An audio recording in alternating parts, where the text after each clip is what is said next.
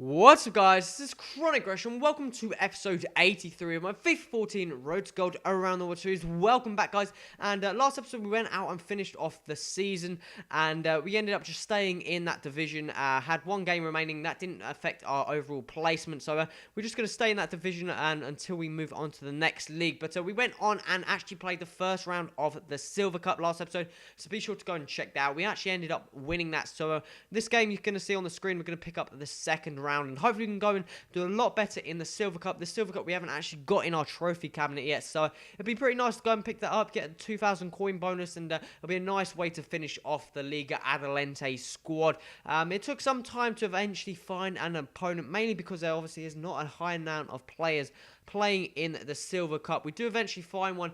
A guy at first we found straight away ended up leaving. He probably found another game before it got to mine, but it took a number of different attempts before we actually do come against this player here. I believe he comes up this time round.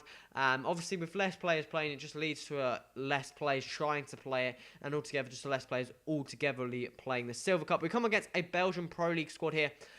Some players I've used before, some fairly decent players, but a fairly solid squad in the 4-3-3. And we move into the 19th minute here, and Borja Garcia gets taken down for a penalty in the 20th odd minute. And this one, at first it didn't look like a penalty, it looked like a fairly decent tackle, but referee thought different, and the slow-mo showed different. As you can see, he kind of comes in contact with me just before he gets the ball. So sometimes that could be a bit harsh, but I'm personally not going to go and complain. We're going to pick up a penalty, go and put Alaman on here, and he's going to put it to the right-hand side as normal. Keeper went the wrong way, so he had no chance stopping that one. But that made it 1-0 in the 20th minute. Then we end up getting the second penalty of the game. I believe that Kanu brings down a player. Absolute penalty this time. Just completely decks my player for slide tackle, as you can see there. Absolute penalty. I'm not too sure if he picked up a red card or anything for that. Not 100% sure. I don't think he actually did, but we're going to put Alaman on it again, and I made a mistake in the sense I went exactly the same place as last time, and this was even worse of a penalty. I didn't put it over further enough. It might as well have just gone down the middle, to be honest, but that was still 1-0 up, and we get fairly lucky for that ball there to bounce back off into the path of Dongu, and we get lucky again. Borja Garcia gets tackled, but somehow takes that ball off his left back, and he's going to finesse that round the keeper to go and make that 2-0 in the 34th minute. Pick up a corner, in the 45th minute, just before half time. Victor Rodriguez here. I was going to go for a shot, and that outrageous shot there. However, bad touch at the start. Didn't set him up too well. But we get fairly lucky for that ball to come off the heels of his strike, and we're going to find a nice pass into Borja Garcia. A lovely fake shot to get around one of the challenges, and a nice through ball into Dongu, who's going to chip that over the keeper to go and make that 3-0 in the 45th minute. Very nice goal indeed. We're going to move on to the second half. It's 71st minute, and this guy was slowing down in terms of trying. He wasn't trying as hard. He was just trying to reduce the amount of goals I was putting past his keeper. Nice roulette there from my centre mid. Passes it into Victor Rodriguez. Quick 1-2 between the players there. Very nice work indeed. And Victor Rodriguez going to be steaming down the right-hand side here. Gets in towards the box and finds a path into Borja Garcia, who's going to put a little bit of power behind that shot. It's going to make that 4-0 into the 75th minute, and this guy had enough of mine, and ended up winning that 4-0, disconnected, and kind of pointless in the 75th minute. He should have just put the controller down and left, and it came back about 2 minutes later. But I'm not going to complain here, and we're going to move straight on into the next round of this cup. I'm not too sure. I think, is it the quarters maybe now, or I'm not too sure off the top of my head, but we're going to go straight in, come against this opponent here, and he's going to have a Silver Brazil squad. Very nice squad indeed. You've got a decent amount of pace everywhere. You've got Dos Santos as the left back. Is it Dos Santos? I think the old Arsenal player. I don't think he's very good on this game, but he ends up getting brought back for a free kick right in his own half there, which I was kind of surprised about in the fact that he ended up progressing into my first half before the ref pulled it back. But he then picks his ball up from Salza here, and he's going to whip that in, and look at that for an overhead kick from Ari.